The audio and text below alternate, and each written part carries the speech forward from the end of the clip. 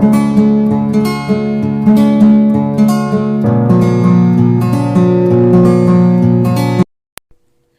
Friends, आज हम पढ़ेंगे डिहाइड्रेशन के बारे में।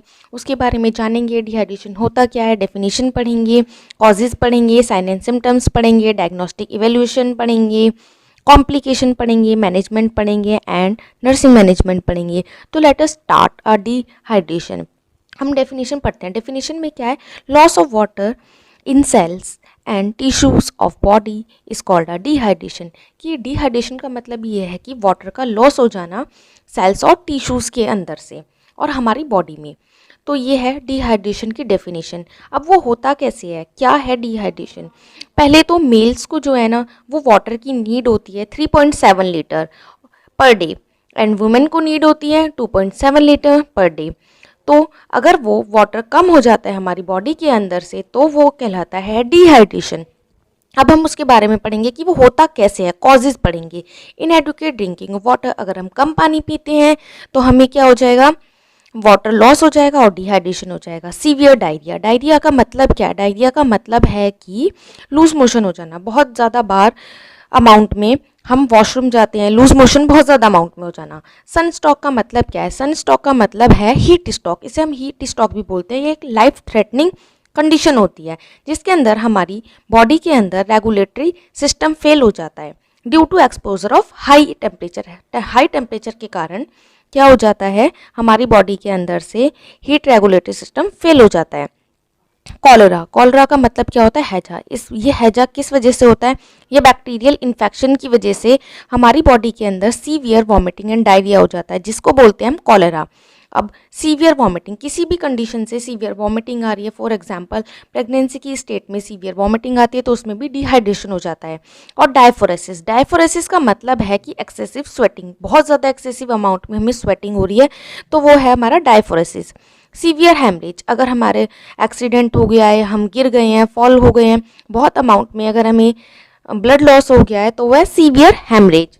अब बर्न, बर्न बर्न बर्न क्यों है कारण डिहाइड्रेशन का? क्योंकि बर्न के अंदर से हमारे सारे सेल्स और टिश्यूज जो हैं वो जल जाते हैं और वाटर भी बहुत ज़्यादा लूज हो जाता है, तो ये बर्न एक कारण है डिहाइड्रेशन का।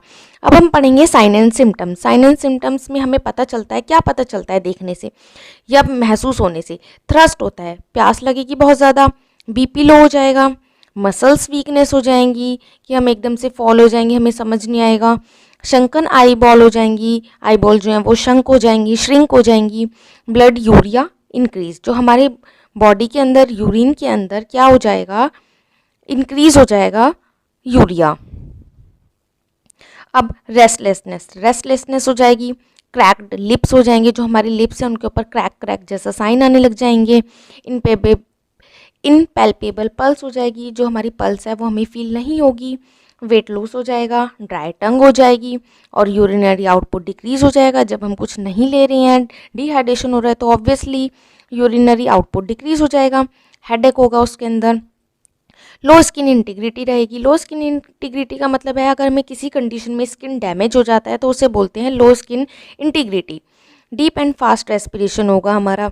अब डायग्नोस्टिक इवैल्यूएशन के बारे में पढ़ते हैं। डायग्नोस्टिक इवैल्यूएशन में हम क्या देखेंगे कि जो हमारे क्लिनिकल मैनिफेस्टेशन को ही हम बोलते हैं साइन एंड सिम्टम्स, कि साइन एंड सिम्टम्स प्रेजेंट हैं या नहीं हैं। अब ब्लड इन्वेस्टिगेशन में हम क्या करेंगे? सीरम इलेक्ट्रोलाइट्स, सीरम हम चेक करेंगे। इलेक्ट्रोलाइट्स का मतलब क्या होता है? इलेक्ट्रोलाइट्स में हमारे आ जाएंगे सोडियम, क्लोरीन, पोटाशियम, बाइकार्बोनेट, ठीक है, ये सारे हो जाएंगे हमारे सीरम इलेक्ट्रोलाइट्स के अंदर। हम चेक करेंगे कि उनका अमाउंट ऑफ लेवल कितना है। अगर डिक्रीज होता है तो हमें पता चल जाएगा कि वो डिहाइड्रेशन हो रहा है। और बन में क्या है? Blood urea nitrogen. Blood urea nitrogen क्या होता है? How much of the waste product you have in blood, कि हमारे ब्लड के अंदर कितना वेस्ट प्रोडक्ट प्रेजेंट है जिसकी वजह से हमें क्या हो रहा है? डिहाइड्रेशन हो रहा है। कॉम्प्लिकेशंस पे आ जाते हैं। कॉम्प्लिकेशंस में क्या होगा? कन्फ्यूज़न होगी कि हमें समझ नहीं आएगा, कन्फ्यूज से रहेंगे, कोमा और शॉक में भी सकता है पेशेंट, ठीक है।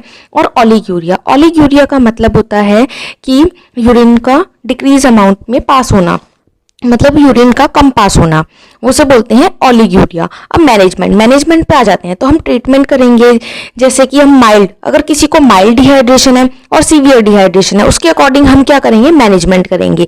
माइल्ड डिहाइड्रेशन में हम क्या करेंगे, ओरल रिहाइड्रेशन थेरेपी देंगे, ORT देंगे, ओरल रिहाइड्रेशन थेरेपी, जिसके अंदर हम क्या देते हैं, पेशेंट को ORS का सॉल्यूशन देते हैं। क्या देते हैं, ORS का सॉल्यूशन देते हैं। अब ORS में क्या क्या प्रेजेंट होता है उसके बारे में हम देखेंगे।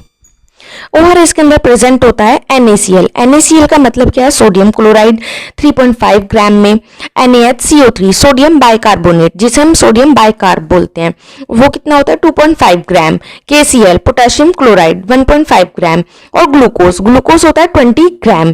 ठीक है, इसे हम डिसॉल्व करते हैं 1 लीटर ऑफ वाटर के अंदर। आपने सुना होगा कि बच्चों को भी देते हैं हम 1 लीटर बॉटल को, 1 लीटर बॉटल के अंदर बोलते हैं कि 1 पाउच ऑफ ORS उसके अंदर डिसॉल्व कर लें, and again bar bar patient को देते रहें। अब हम उसके बारे में पढ़ेंगे सीवियर हाइड्रेशन, सीवियर डिहाइड्रेशन के बारे में पढ़ेंगे, जिसके अंदर क्या है, IV थेरेपी देंगे हम। अगर बहुत एक्सेस अमाउंट में सीवियर डिहाइड्रेशन है तो हम फ्लूइड और इलेक्ट्रोलाइट्स चलाएंगे। ठीक है, अब हम क्या करेंगे, नेक्स्ट हमारा क्या होगा, ब्लड, अगर बहुत ज़्यादा एक्सेसिव सीवियर डिहाइड्रेशन है तो ब्लड ट्रांसफ्यूज करेंगे, और अगर हैमरेज है तो भी ब्लड ट्रांसफ्यूज करेंगे। और नेक्स्ट क्या होगा, एंटी डायरियल ट्रीटमेंट देंगे, मतलब अगर बहुत ज़्यादा डायरिया है तो उसके अगेंस्ट हम मेडिसिन देंगे, और कुछ इलेक्ट्रोलाइट्स भी देंगे, जिससे कि डायरिया स्टॉप हो जाएगा और हमारी बॉडी से वाटर एक्सेसिव अमाउंट पे लॉस नहीं होगा। अब हम नर्सिंग मैनेजमेंट के बारे में पढ़ेंगे, जिसके अंदर क्लोज ऑब्जर्वेशन के अंदर रहेंगे, maintain personal hygiene, maintain fluid and electrolyte balance करेंगे, to provide lesson rest and comfort, to provide skin care, maintain nutritional level, provide psychological support, maintain activity level of patient देखेंगे हम, और health education देंगे। Health education के अंदर हम patient को बताएंगे कि आपको वाटर इनटेक करना है, और अच्छे से फ्रूट्स वगैरह लेने हैं, वेजिटेबल्स लेनी है, खाना लेना है, फूड इनटेक करना है जिसके अंदर हमारी बैलेंस डाइट हो, और ऐसी डाइट लेनी है जिसके अंदर हमारे सारे इलेक्ट्रोलाइट प्रेजेंट हो। ओके फ्रेंड, ये हमारे डिहाइड्रेशन की आज क्लास कंप्लीट होती है। आपको कैसी लगी प्लीज़ मेरे को ज़रूर बताना। Please like and subscribe my channel and video also. Bye bye.